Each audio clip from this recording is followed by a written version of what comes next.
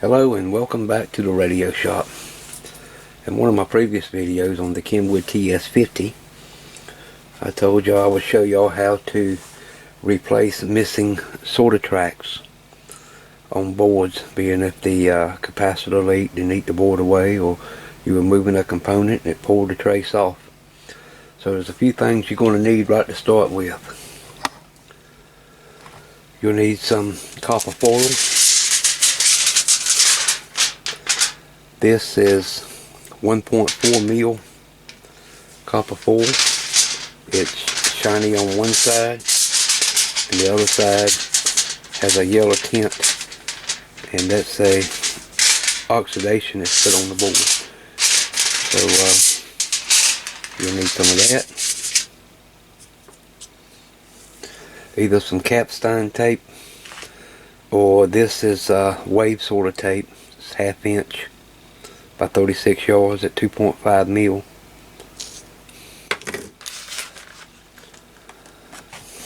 This is CW25. It is a epoxy overcoat. It is made by a company called Circuit Works, and it's sold here in North Carolina where I'm at.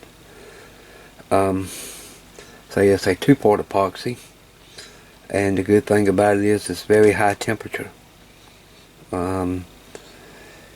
You can solder to it, to the copper, and it won't lift off like a regular epoxy or CA or super adhesive glue. So you'll need these 3 items. The epoxy, like I say, is an overcoat, but I find no problem using it as a underbonding material. It works fairly good. You know, the very first thing you're going to need is a circuit board that's missing traces, and you'll need various tools, X-Acto knife, tweezers, something to measure your pads to go on your circuit board, and something to scrape off the coating on the back of the copper, some scissors and so forth. Okay, so here on the screen we see C125 has been had the solder pads ripped off of it. I removed other components from around this so I have more room to work. If you notice, the top pad has 2 connections to it. One that goes here to a via, and the other one that comes here and goes down to one of the pins of the audio chip. The other one has a single connection that comes over here, and then this branches off.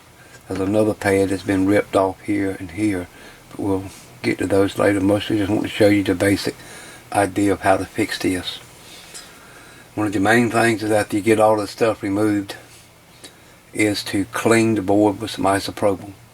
Get all the gook off of it, and all the adhesive left over from the original pads, and any residue left over from the electrolyte that capacitor has leaked. It's very, very important to get the board clean.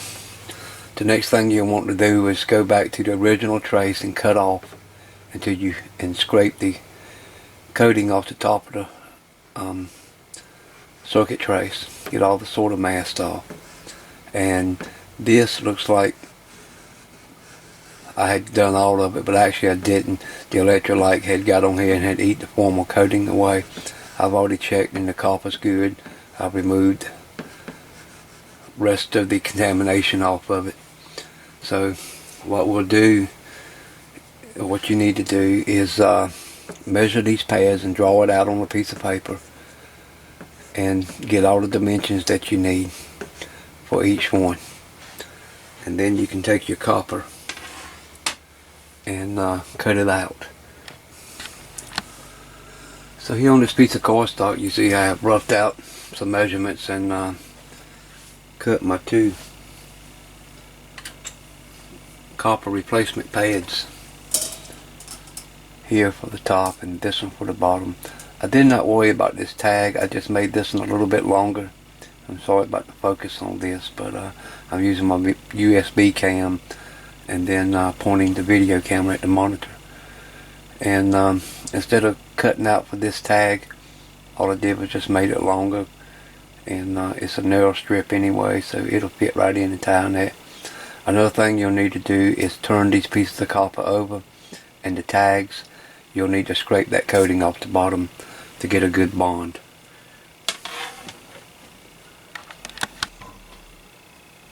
Okay, so here I'm doing a test fit of the two pads, and I'll probably do a little cleaning up on them and trimming up to make sure everything will line up, get the lengths of the tags just right, and ensure that they fit up good before we start gluing them down.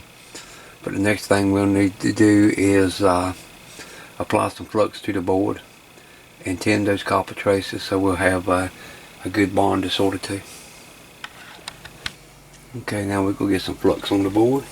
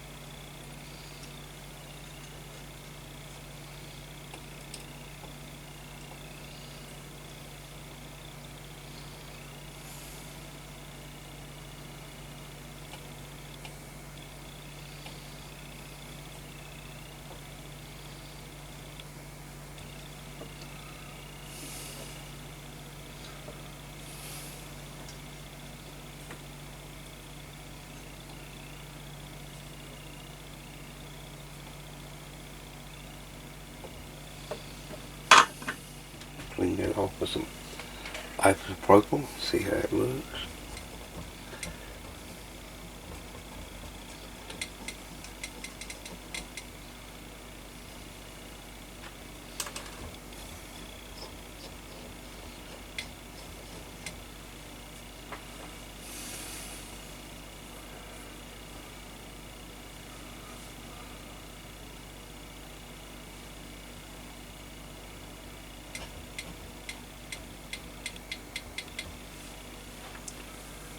You zoom in and get a better view of that. Okay, I think we got a better angle on that now.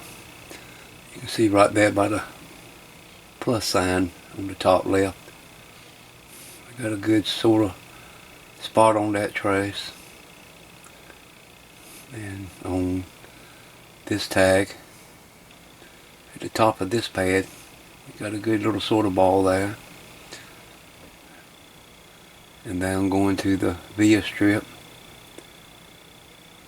Looks like we got a good place to bond to there. Alright, next thing to do is clean the board up again. Get all the flux back off. And then we can look at sorting, gluing these pads down. Okay, the board's all cleaned up. And I want to also mention before you clean it back up to take some solder wick and go back there and hit those fresh solder spots you just put in, so it's not a big bump there. This way your pads will lay down good and straight. It doesn't take a lot to solder these pads down when you attach them back to the original pads. Okay, I got my pads back trimmed down just a little bit more and test fitting them one more time. And I think the results is going to be okay on this. So the next thing to do is mix up some CW25 and apply it to the board and put the pad back on, and then we'll follow the manufacturing recommendations on curing out the epoxy. Alright, we got 2 equal parts of epoxy here. I'm going to get this mixed up.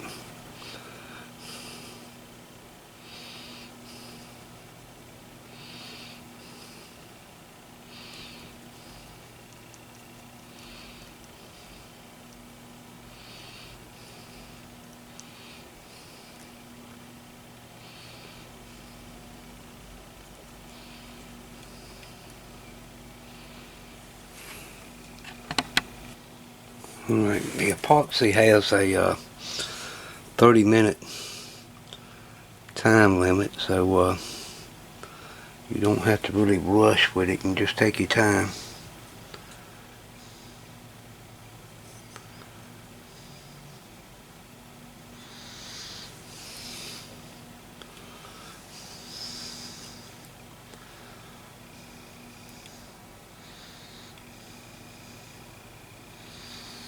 Get it put down there. We're going to take our first pad, get it down.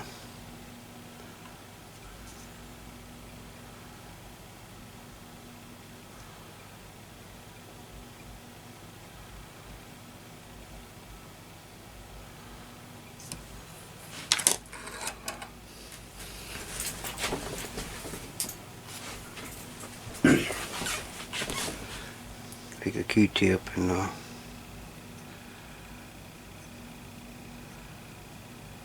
clean up any other epoxy that's still on there.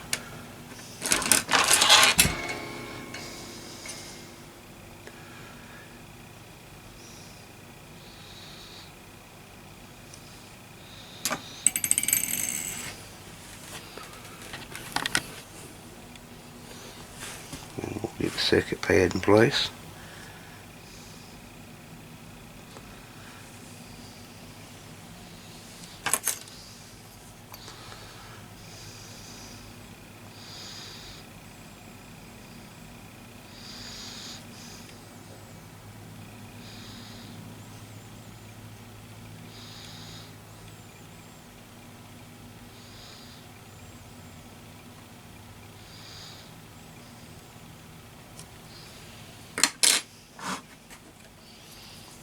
Same thing, clean up the excess epoxy.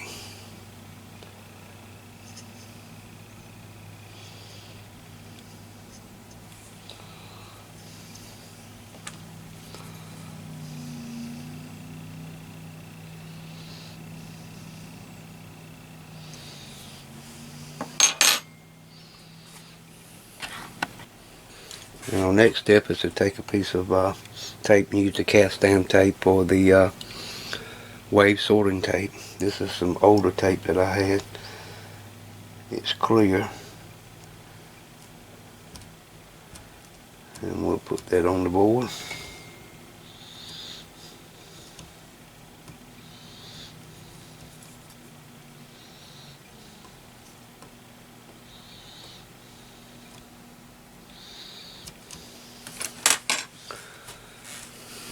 So next thing we'll do is have to wait about 24 hours before we can finish up this, and we'll solder on the tags and clean the board. Then we should be able to mount a capacitor on it.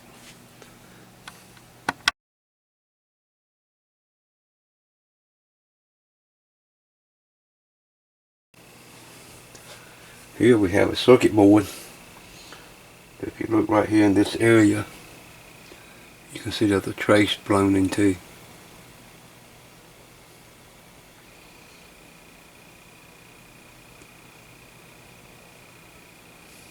See, the copper is loose from the board. So what we're going to do is take our X-Acto knife and cut those loose ends off.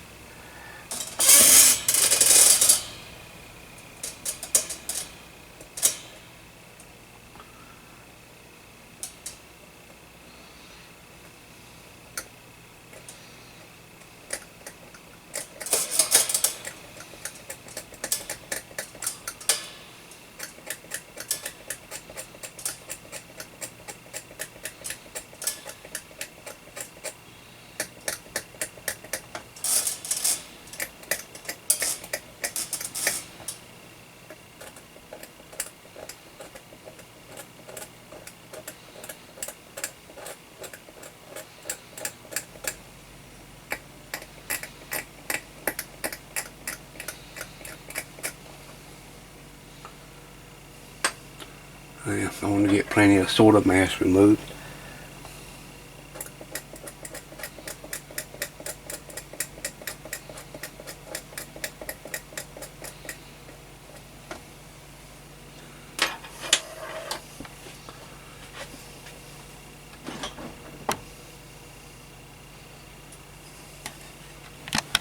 We'll take a little isopropyl, clean that area.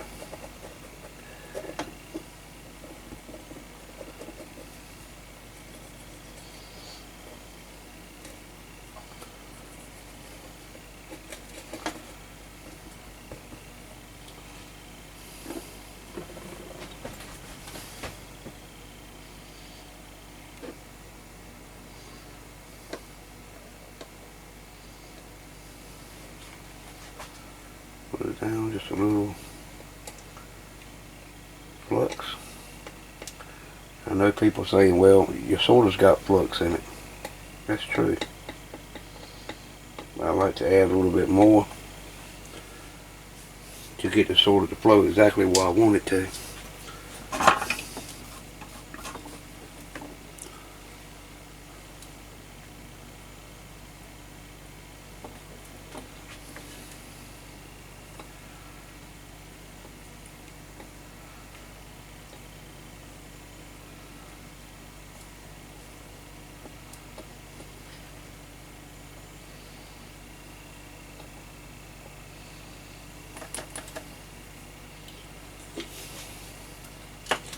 Come back with a little blade.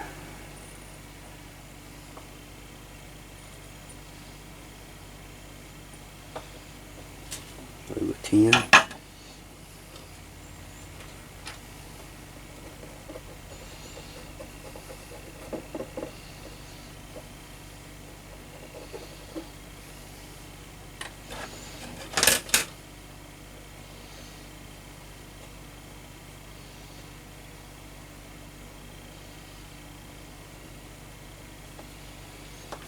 Right. Joint's all cleaned up. So now what we're going to do is take a little small copper strip that I cut.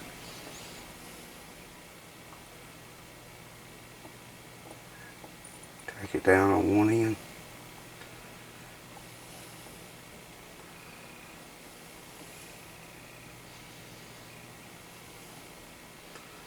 I'm going to pull it tight.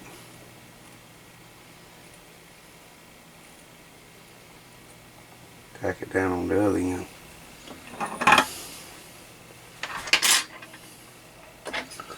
And we'll take our X-Acto knife and cut off the excess.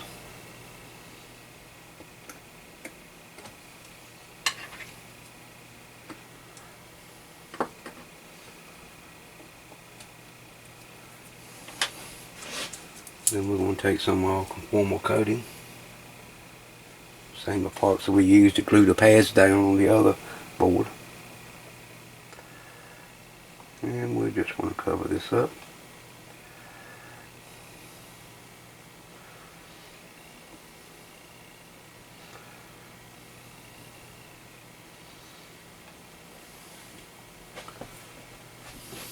I guess before I done that, I should have checked to make sure that I had continuity.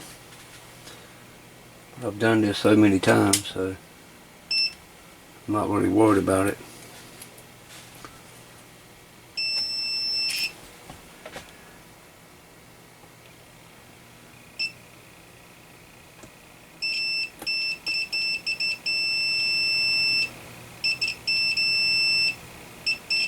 And that checks good, so no problems. And that's how we fix a burnt trace. I know you can jump a wire across it, but I like to keep things looking nice and kind of keep it as factory as I can. And this way, you've got a copper trace back down. It's now glued down with your formal coating, so no problems there. So I hope this video has been informative to you on how to repair these traces. I will go ahead and tell you, it takes a lot of time. Very tedious work. You're messing with very small pieces of copper. And that copper does defy gravity, because I've lost 2 pieces already. They just flew off into the air. Don't know where they went to. Had to cut 2 new ones. But I've got one capacitor mounted on the board, and it's sitting there very well. So we'll get back to it sometime and get it finished up and get it tested, and then go in and cover all those exposed traces with some conformal coating, and see if we can't get this one finished up over the next week or so. And if you haven't already, go over and check out my friend Peter over at TRX Bench. He's doing some great repairs on ham radio, and you can learn a lot from him. He's real fun to watch. I enjoy his videos very much. Anyway, if you like the video, please give it a thumbs up. If you haven't, subscribe. It always helps. And we'll catch you next time. 73s.